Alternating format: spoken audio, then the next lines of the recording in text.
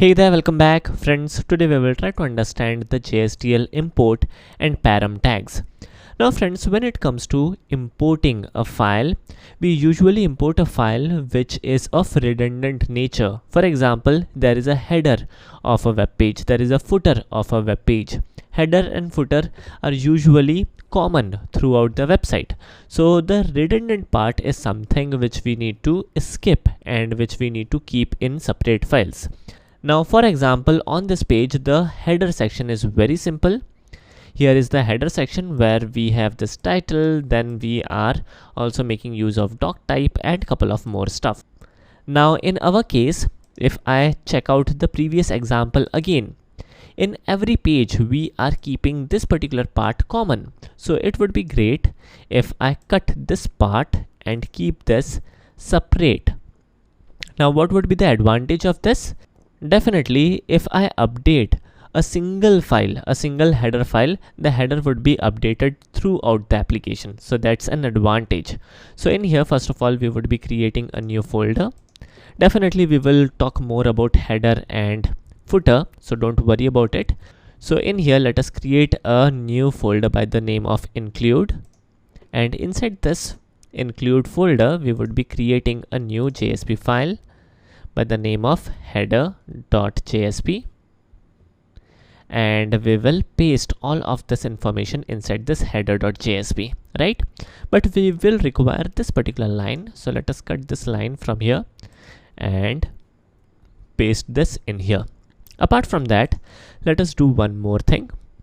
In here, let us add in a br tag, and after adding this br tag in here, we will say tutorial by Study Easy, right? Very simple stuff, right?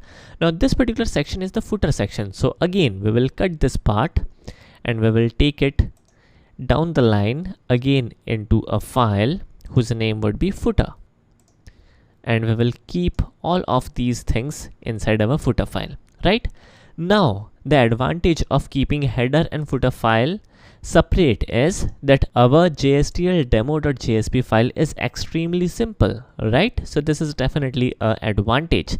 And in here, now moving forward, we will make use of a import tag, and we will give the URL as /include/header.jsp, right? And we will, for example, add some information like content goes here, and then we will also import the footer.jsp. Alright, so this is cool. And now, how to identify whether our header and footer got added properly or not?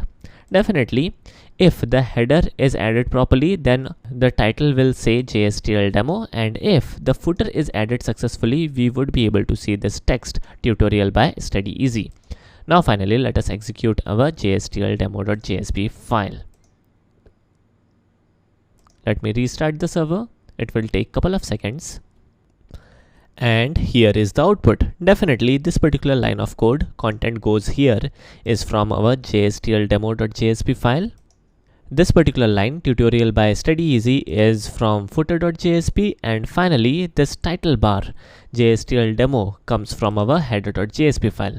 Now friends, the question arises, in our header, we have hard coded this text JSTL demo. For example, we would like to provide some custom title to our page. Then how to handle the scenario? The answer is very simple. In place of this hard coded text, we will take help of expression language, and we will type in param dot, for example, title. Title would be the name of the element. All right.